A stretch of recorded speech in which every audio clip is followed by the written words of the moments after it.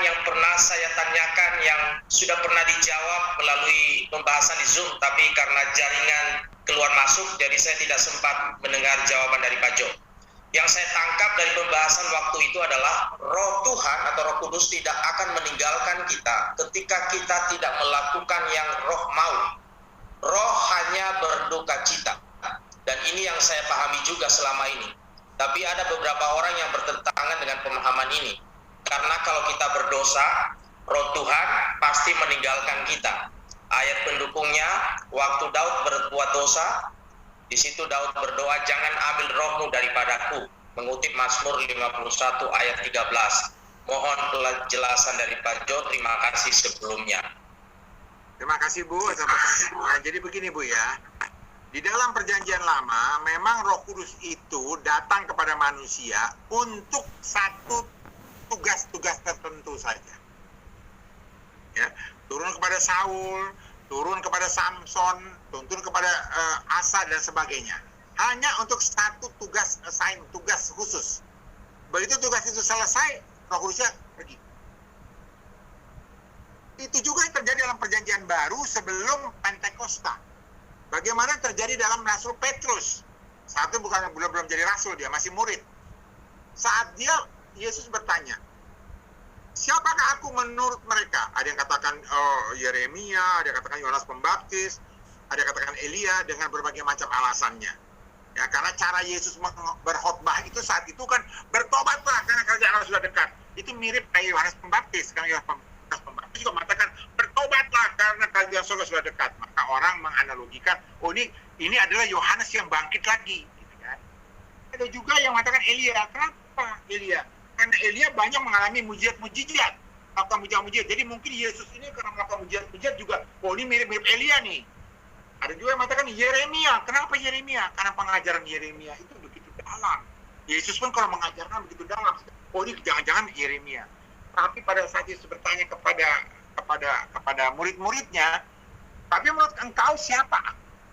Yang menjawab dari murid-murid itu hanya Petrus. Engkau adalah Mesias, anak Allah yang hidup. Lalu langsung Yesus menjawab, Simon bin Yunus, bukan manusia yang mengatakan itu kepadamu, tapi Bapakku di sorga. Nah, saat itu hadirat Allah ada pada Petrus. Saat itu Petrus dipenuhi oleh Roh Kudus dengan tugas menyatakan kepada seluruh murid-murid bahwa Yesus adalah Mesias, anak Allah yang hidup. Nah, setelah itu apa yang dilakukan lagi? Karena yang namanya Petrus sedang dikuasai oleh Roh Kudus, maka dia berkata juga kepada Petrus, di atas batu karang inilah, Petrus, di atas batu karang inilah akan kudirikan jemaatku, dan pintu gerbang neraka atau maut tidak dapat menyentuh mereka, tidak berkuasa atas mereka. Artinya jemaat yang dibangun Kristus di atas batu karang tidak akan masuk neraka. Lalu disambung lagi, kepadamu kuberikan kunci kerajaan Allah. Apa yang kau ikat di dunia akan diikat di sorga. Apa yang kau bebaskan di bumi ini akan dibebaskan juga di sorga. Setelah itu apa? Beberapa saat setelah itu, Yesus kembali bicara, tapi bukan kepada Petrus, kepada murid-muridnya. Dia bilang apa? Sesaat lagi anak manusia akan diserahkan, menderita, akan disalibkan, akan mati, dikuburkan, dan bangkit 3 hari kemudian. Apa reaksi Petrus? Itu di saat yang sama itu. Setelah Yesus bilang, kuberikan kunci kerajaan Allah kepadamu. Sesaat setelah itu, di ayat berikutnya, Yesus katakan, sesaat lagi anak manusia akan diserahkan dan sebagainya. Petrus langsung menarik Yesus dan menegur Yesus. Dikatakannya, kiranya ini tidak terjadi kepadamu. Lalu apa jawab Yesus? Hai iblis, enyahlah kau. Loh, bukannya tadi dia barusan dipenuhi Roh Kudus? Kok sekarang dibilang enyahlah kau iblis?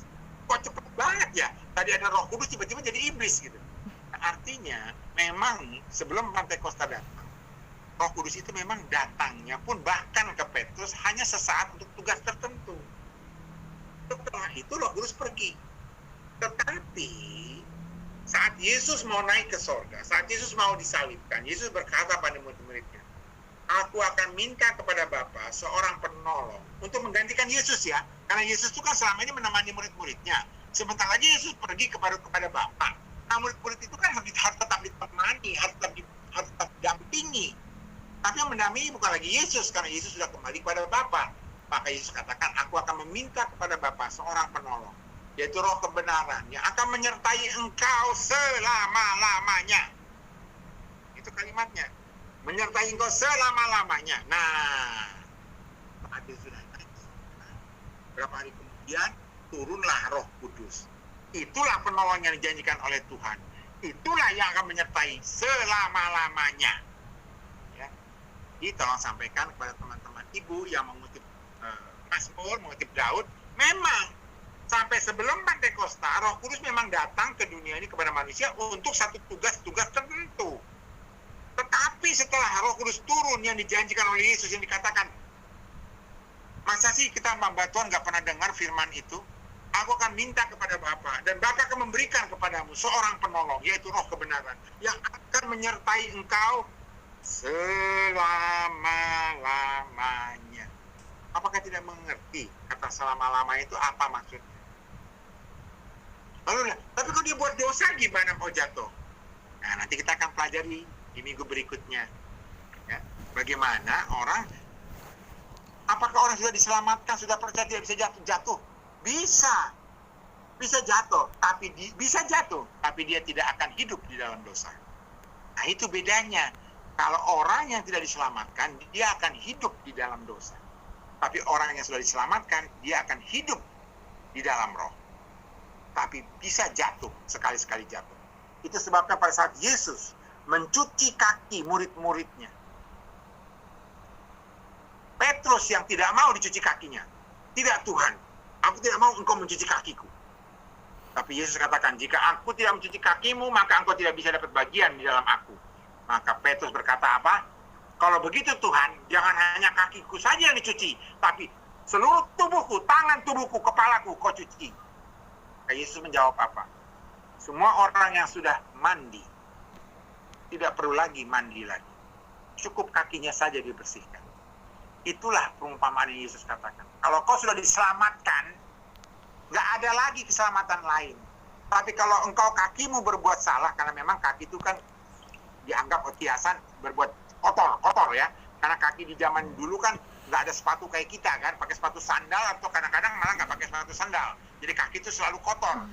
Tapi kalau kaki itu bisa dicuci tiap hari. Jadi kalau tubuhnya nggak perlu lagi mandi, karena kau sudah dibersihkan. Tapi kakimu memang setiap saat harus dibersihkan, cuci.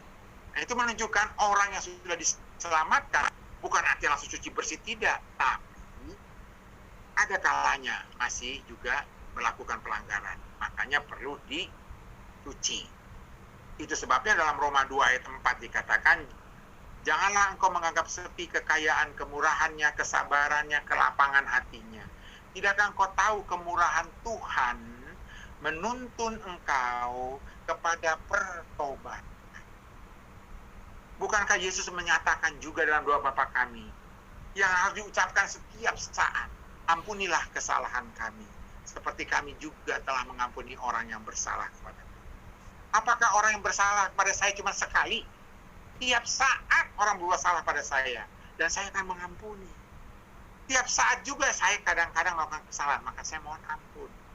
Jadi bukan arti orang diselamatkan tidak akan jatuh, tetapi dalam proses kita hidup dalam keselamatan, makin hari makin dibaharui. Kalau dulu sehari 100 kali buat dosa, makin lama makin dewasa saya, makin saya berkurang pelanggaran. Itu bukan nanti tidak akan pernah.